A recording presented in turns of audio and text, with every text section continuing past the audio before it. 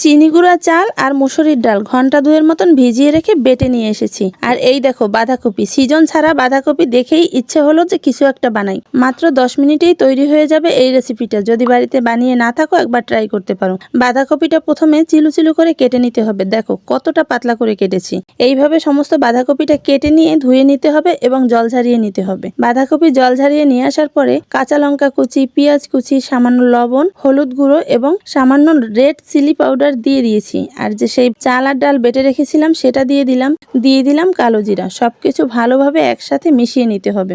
মেখে ভালোভাবে একসাথে মিশিয়ে নেওয়ার পরে এগুলো তেলে ভেজে নিতে হবে। আমি একটা ফ্রাই প্যানে সয়াবিন তেল দিয়ে দিলাম। আর তেলটা গরম হয়ে যাওয়ার পরে দেখো একে একে বড়াগুলো দিয়ে দিলাম। এই রেসিপিটা ভীষণ মুচমুচে হয় এবং খেতেও ভীষণ মজা হয়। তোমরা যদি বাড়িতে বানিয়ে না থাকো অবশ্যই একবার ট্রাই করো। এটা তো ভীষণ খেতে মজা হয়েছিল। সামনে কি রেসিপি দেখতে চাও অবশ্যই জানিও। ভিডিওটি দেখলে এজন্য অনেক ধন্যবাদ।